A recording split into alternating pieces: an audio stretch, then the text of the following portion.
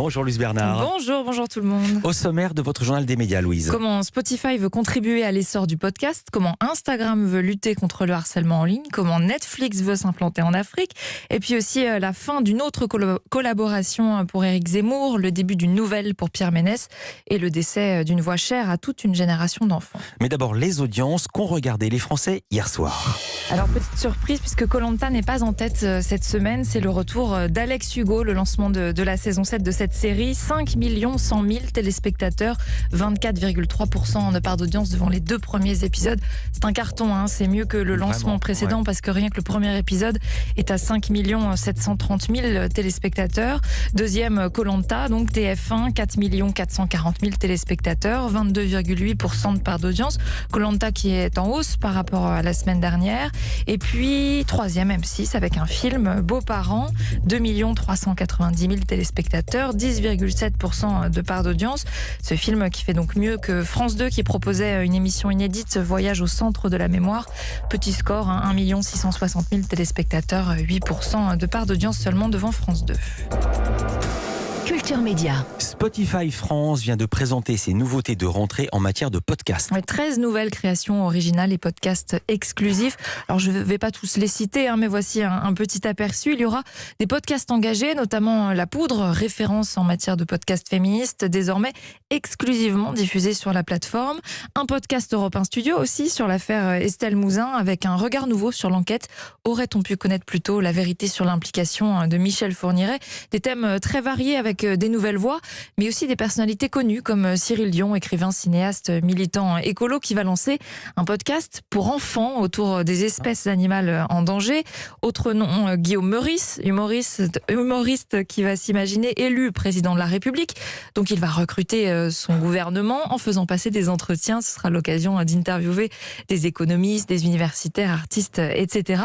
Et puis là, un grand nom, Tony Parker, l'ancien basketteur, qui proposera des entretiens avec des personnalités qu'il aime, qui l'inspirent. Spotify souhaite donc à la fois faire émerger des nouvelles voix et faire appel à des personnalités connues. Claire Azan, directrice de Spotify Studio France. On ne choisit pas des noms connus juste pour des noms connus, mais en priorité parce qu'on pense qu'il y a quelque chose à faire avec telle ou telle personnalité et que le podcast qu'on va proposer permet de découvrir une nouvelle facette. C'est le cas par exemple avec Tony Parker. Et puis la deuxième chose, c'est aussi que le podcast, c'est encore un médium émergent. Il y a encore des gens qui n'en écoutent pas ou qui ne savent pas exactement comment en écouter. Le fait de travailler avec des noms connus qui viennent d'autres univers comme le cinéma, le sport, la musique, etc., ça permet aussi de démocratiser le format podcast et d'essayer de l'emmener plus loin et de faire en sorte que toujours plus de gens découvrent et écoutent du podcast. Oui, toujours plus de gens découvrent et écoutent du podcast. C'est l'ambition de Spotify qui veut continuer de démocratiser le podcast en plein essor. En un an, 2 fois plus de personnes écoutent des podcasts sur la plateforme et 2 fois plus longtemps.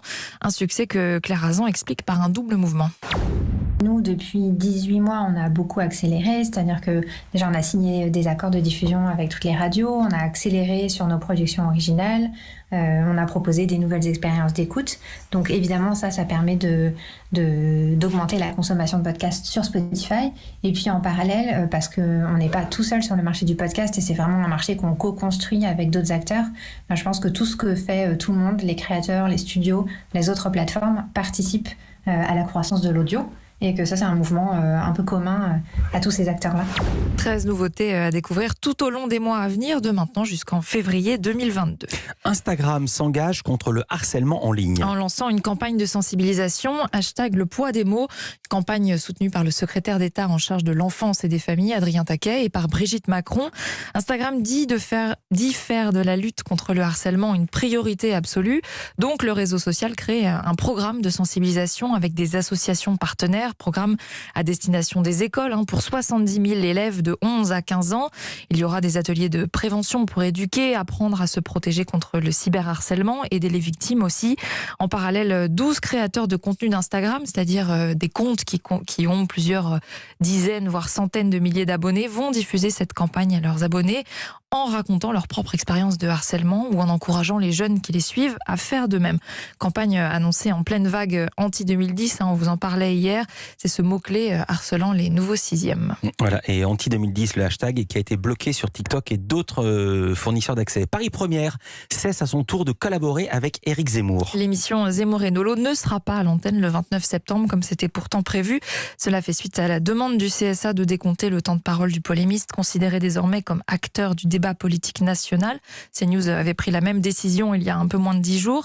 À la place, Paris Première proposera l'émission Restons zen. Éric Nolot fera face chaque semaine à un contradicteur différent. Vous apprécierez le titre de l'émission Restons zen. Voilà, zen comme Zemmour et Nolo. L'un s'en va, un autre revient. Pierre Ménès de retour dans le paysage médiatique. Il lance sa plateforme numérique, plateforme dédiée au foot, sur laquelle on trouvera des interviews, des reportages, des talk-shows. C'est ce que précise le groupe de presse Reworld Media auquel Pierre Ménès s'est associé. Le nom de cette plateforme, le Pierrot Football Club, clin d'œil à peine dissimulé à l'émission à laquelle il participe sur Canal+, le Canal Football Club. Il avait été retiré de l'antenne suite à la diffusion du documentaire de Marie Portolano. Je ne suis pas une salope, je suis une journaliste. Documentaire qui révélait des comportements sexistes et des agressions sexuelles subies par des femmes journalistes de sport. Pierre Ménès y était mis en cause dans des séquences censurées dans un premier temps et le chroniqueur avait fini par quitter Canal+. Dans l'actualité également, un décès, celui de la chanteuse Claude Lombard. Son nom ne vous dit peut-être rien, mais sa voix si, en tout cas si vous êtes de la génération du Club Dorothée. Pour un sourire, il parlerait derrière toi. Oh Lucie, l'embrasse-moi, c'est assez d'espérer, c'est assez de rêver. Lucie, embrasse-moi. Claude Lombard était l'interprète d'une cinquantaine de génériques de dessins animés du Club Dorothée, comme Embrasse-moi Lucille que vous venez d'entendre, Flo et les Robinson Suisses, les Snorky, etc. Elle avait été choriste également de Charles Aznavour pendant 30 ans et elle avait représenté la Belgique, son pays natal, à l'Eurovision en 68. Elle est décédée à l'âge de 76 ans. Et on termine avec le lancement de Netflix au Kenya, lancement particulier. Mais oui, spécificité de taille, c'est gratuit. Pas un mois gratuit, comme on le voit parfois, par un service rempli de publicité. Non, vraiment gratuit. Il n'y a même pas d'informations de paiement à renseigner, simplement à s'inscrire. En fait, c'est une stratégie de Netflix pour tenter de s'implanter dans un nouveau marché. L'Afrique, 1,2 milliard d'habitants et autant de clients potentiels. Il y a quand même une nuance dans cette version gratuite. Seul un quart du catalogue est proposé selon Reuters et ce sera pour les téléphones Android seulement. Netflix qui espère ainsi faire évoluer les utilisateurs vers ses offres payantes. D'abord, sinon il y a tous les petits malins qui vont se prendre un compte internet au Kenya pour avoir Netflix gratuitement. Heureusement que c'est que sur les téléphones portables. Merci Louise Bernard. Toutes ces infos à retrouver dans notre newsletter média. Inscription gratuite sur europe1.fr. À demain. À demain.